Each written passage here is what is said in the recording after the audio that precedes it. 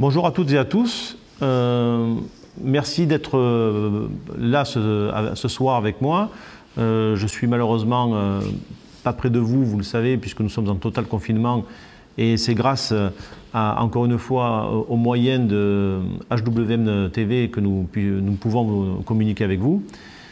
Je vous tenais à vous remercier pour l'élan de solidarité qu'il y a dans la commune, qui est un très très bel élan. Il y a plein d'initiatives qui se sont montées depuis ces presque 2 semaines de confinement, avec des personnes qui ont fait des masques, comme Stéphanie qui habite sur la gare, ou Agnès qui est en zone artisanale, qui va faire des livraisons de viennoiseries ou de pain aux personnes qui en ont besoin. Il y a d'autres initiatives qui sont en cours, je ne vais pas toutes les citer, mais il y en a énormément et ça fait vraiment plaisir de voir un petit peu cet élan de solidarité et d'humanité qui est vraiment le cœur de notre village. Il faut savoir qu'il y a, dans le village, ce n'est pas des histoires, il y a quelques cas. Heureusement, ils sont très peu nombreux. Donc c'est du sérieux, il faut absolument rester confiné, il faut bien respecter les gestes barrières. Il ne faut pas prendre tout ceci à la légère parce que c'est vraiment une situation on n'est pas encore sorti d'affaire. Il nous reste encore quelques semaines, comme vous le savez, de confinement certainement qui vont venir. Je voulais profiter de vous passer aussi un message en direction des médecins qui font un travail formidable, les médecins, les infirmières et tous les professionnels, je veux dire, de la santé qui nous entourent. Et à ce titre-là, ils ont besoin, donc si vous avez, ils ont besoin de blouses en tissu, lavables pour pouvoir exercer leurs fonctions en toute sécurité. Donc ça, c'est un petit appel que je fais à la population si éventuellement vous en avez. Alors, que s'est-il passé ces derniers jours et pendant la semaine qui s'est écoulée? Tout simplement, tout d'abord, vous le savez, nous ne sommes pas encore officiellement aux fonctions puisque nous attendons la fin de ce confinement et que le gouvernement se prononce sur le sujet. Mais en tout cas, ça ne nous a pas empêché de nous mettre en action. Et nous avons mis en place, quelque part, les futures personnes qui vont s'occuper du nouveau CCAS, hein, pour dire. Et à ce titre-là, ils ont eu beaucoup de travail toute la semaine avec une quinzaine de personnes qui se sont proposées. Alors, il y a eu énormément de personnes qui se sont proposées pour venir nous aider. Alors, on est vraiment désolé de ne pas avoir pris tout le monde. Hein. C'est qu'à un moment donné, c'est pas une question de choix, mais c'est qu'on ne peut pas avoir 30 personnes. Je sais que beaucoup de personnes, encore une fois, nous ont dit on aimerait venir vous aider, on ne sait pas comment faire. Mais... Donc la première chose que nous avons faite, avec Hélène Laverne qui s'occupe donc de cette commission, qui va s'occuper de cette future commission, et Lucie de la Cruz, ils ont organisé avec les personnes qui étaient volontaires un petit appel, enfin un petit tableau pour faire un état des lieux. Et elles ont appelé pratiquement toutes les personnes qui étaient en difficulté ou susceptibles d'être en difficulté. Donc il y a eu plus d'une centaine de personnes qui ont été appelées sur le village, qui ont été identifiées et à partir de ce moment-là, nous ont fait remonter un petit peu leurs besoins, leurs difficultés. Alors on s'aperçoit que globalement, elles sont très très bien entourées. Il y a de la famille, des amis, des voisins qui s'occupent de ces personnes-là. On a identifié à peu près une quinzaine de personnes où il faut apporter une aide psychologique ou matérielle assez régulière en fonction de leur état de santé. D'ailleurs, alors là je m'excuse, je mets mes lunettes parce que je ne voudrais pas dire de bêtises. Donc nous avons mis donc, des référents par quartier et vous avez donc Laurence Leverger qui s'occupera du centre du village où son numéro de téléphone apparaîtra tout à l'heure.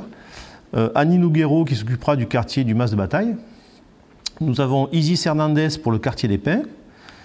Valériane Thébault pour le quartier des Masques. Mireille Schneider pour le quartier de la Gardie. Jean-Claude Rome pour le quartier de Garrigouille. Et Christian Roussel pour le quartier de Garrigues-Planes.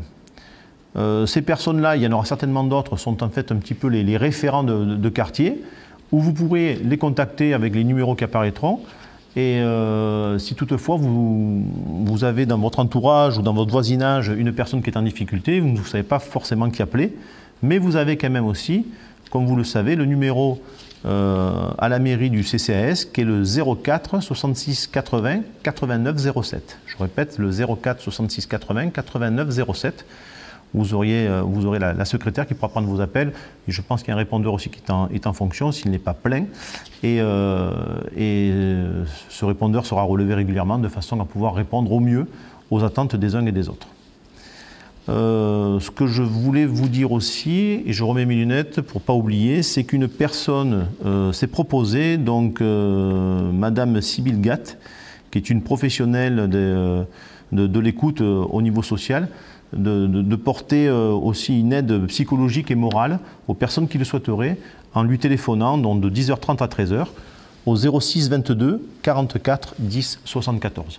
Voilà, c'est une personne aussi qui s'est portée volontaire en toute solidarité pour pouvoir aider et mettre ses compétences à l'action solidaire que nous avons mis en place depuis le début de ce confinement. Alors, une autre action qui a été développée cette semaine, ça a été pour répondre finalement au point crucial qui est le ravitaillement. Puisque quand on est confiné, vous le savez toutes et tous, c'est très compliqué d'aller faire ses courses. Alors on remercie la petite épicerie de M. Dallot et la boulangerie-pâtisserie de Philippe Martin d'être ouverts. Ils ont mis tous les deux un système de distribution, je dirais alterné, de façon à répondre aux problèmes de confinement et justement aux gestes barrières. Et c'est très courageux de leur part d'avoir fait ça. Et encore une fois, il faut vraiment les remercier. Le marché n'aura pas lieu malheureusement. On avait émis l'hypothèse de pouvoir faire un second marché le jeudi pour pouvoir répondre justement à cette demande de proximité pour pouvoir s'approvisionner en produits de première nécessité et du quotidien. Donc la préfecture n'a pas soutenu cette demande. Donc du coup, non seulement le marché du jeudi qui aurait pu être en supplément le temps de la crise, bien entendu, et n'aura pas lieu, mais en plus, le marché de mardi n'aura pas lieu du tout non plus, puisque là, clairement, c'est tous les marchés qui ont été arrêtés suite à la demande du gouvernement, comme vous le savez. Donc, vu tout cela, nous avons pris contact, donc la commission qui s'occupera plus tard, les personnes de la commission de notre équipe qui s'occupera plus tard de l'agriculture, de l'environnement, ont pris contact avec tous nos producteurs locaux. Et la plupart ont répondu, il reste encore des personnes qui n'ont pas répondu. C'est un tableau qu'on vous a mis en ligne sur le Facebook OB Solidaire. Et dans ce tableau, vous allez pouvoir commander, si vous voulez, en direct aux producteurs locaux. Alors certains ont des produits, certains n'en ont pas encore. Enfin, bon, de toute façon, ils sont à même de vous répondre sans aucun problème. Vous pourrez leur envoyer un mail, puisque sur ce tableau, nous avons mis leurs coordonnées. Et ils seront à même de pouvoir aussi de vous livrer ou d'aller le chercher, ces produits-là, en respectant bien entendu les gestes barrières. Ce que je voulais vous dire aussi, c'est que vous avez donc la MAP. Alors là, je mets mes petites lunettes. Donc la MAP qui est l'association pour le maintien de l'agriculture paysanne, qui a accepté de prendre des personnes supplémentaires, puisque vous savez, c'est une association où ils sont un certain nombre de personnes, c'est assez restreint parce que c'est pas évident d'alimenter tout le monde, mais là ils ont accepté de prendre une personne supplémentaire et afin de pouvoir distribuer donc des paniers de légumes.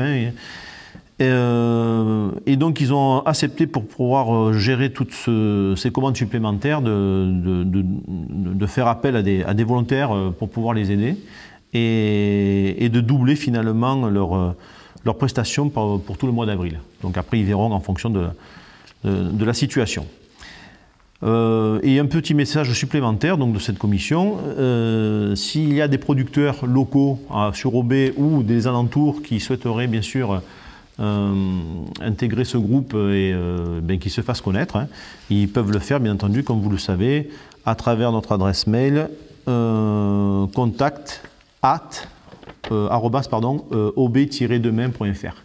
Donc ça aussi on le mettra, comme ça vous pourrez savoir qui contacter pour pouvoir proposer vos produits et répondre à cette demande d'approvisionnement au plus simple et de proximité. Merci à vous, merci à toutes, merci à tous. Je vous souhaite un bon confinement. Continuez à faire attention. Je l'ai dit en début de cette interview, nous avons quelques personnes qui sont malades au B, donc c'est pas qu'à Paris qu'il y a des malades, ou c'est pas qu'en Italie, il y en a aussi de partout. Donc il faut faire très attention. Et si vous avez des nouvelles idées ou des nouvelles initiatives, n'hésitez pas à nous contacter Encore une fois, on vous l'a déjà dit par le passé, nous comptons travailler tous ensemble et en excluant personne bien entendu. Et à très bientôt. Au revoir.